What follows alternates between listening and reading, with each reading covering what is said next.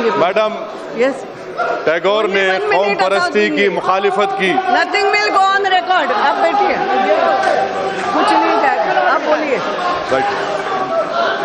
Madam, Tagore ने कौम परस्ती की मुखालिफत की, गांधी ने अवामी कौम परस्ती की बात की। दोनों ने हुब्बुल वतनी को कौम परस्ती पर तरजीह दिया। बीजेपी की तरफ से कौम परस्ती की बात हो रही थी। मैं ये जानना चाहता हूं इनकी तरफ से, क्योंकि ये लोग दुकान खोलकर बैठे हैं, एक कौम परस्ती का सर्टिफिकेट देंगे, कांग्रेस सेकुलरिज्म का सर्टिफिकेट देगी। मैं बीजेपी से पूछना चाहता हूं, नागा लिम, नागा एकॉर्ड क्या है? वो नागा लिम कहते हैं और हिंदुस्तान को नहीं मानते। आप हिंदुस्तान में उनसे बात नहीं किए, सिंगापुर में किए। आप बताइए कौम परस्त कौन है? पंजाब के चीफ मिनिस्टर ने 1984 में हिंदुस्तान के कॉन्स्टिट्यूशन को जलाया। आप उनकी तायीद कर रहे हैं। कौम परस्त कौन है? तीसरी बात, आप अफजल की बात करते हैं।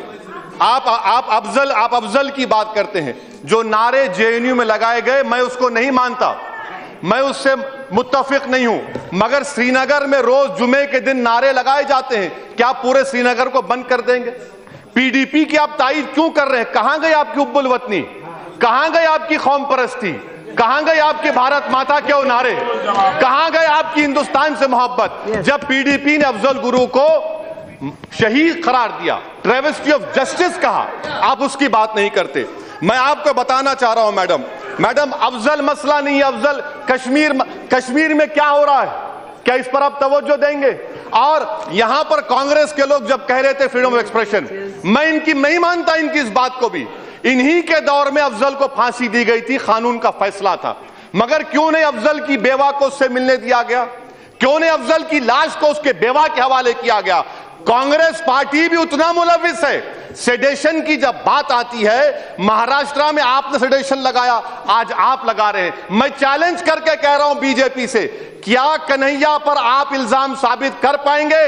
और अगर नहीं कर पाएंगे तो क्या आप सियासत से दस्तबरदार हो जाएंगे? कन्हैया पर कोई इल्जाम नहीं है, वो झूठा इल्जाम है, नारे नहीं लगाए गए, पुलिस की रिपोर्ट है। मैडम, रोहित की बात, मैडम मैं खत्म कर, रोहित की बात, रोहित का कत्ल नहीं होता अगर दत्तात्रेय खत नहीं लिखते। रोहित की मौत नहीं होती अगर मोहतरमा स्मृति ईरानी उस पर एक्शन नहीं लेती। रोहित का कत्ल एक इदाराती कत्ल है, रोहित को इंसाफ नहीं मिल सकता। आखिर में मैडम, मैं ये बात अपनी मुकम्मल कर रहा हूं, आपसे मैं बात कह रहा हूं कि कांग्रेस की हुकूमत रही तो ये कहते हैं कि हमारी लिबरल आइडियोलॉजी, बीजेपी की हुकूमत रही तो सावरकर की, गोलवालकर की, दीनदयाल उपाध्याय की आइडियोलॉजी। अरे आइडियोलॉजी की बात कब तक करोगे तुम दोनों? हिंदुस्तान का दस्तूर कहां गया? खाक में चला गया क्या हिंदुस्तान के दस्तूर को? और आप अपनी आइडियोलॉजी थोप रहे हैं, हम हमारे गलों पर थोप रहे हैं। अगर मैं आपकी, सावरकर की, दीनदयाल उपाध्याय की इस आइडियोलॉजी की मुखालिफत कर रहा हूं, अगर मैं बागी हूं तो मुझे अपनी बगावत पर फख्र रहेगा।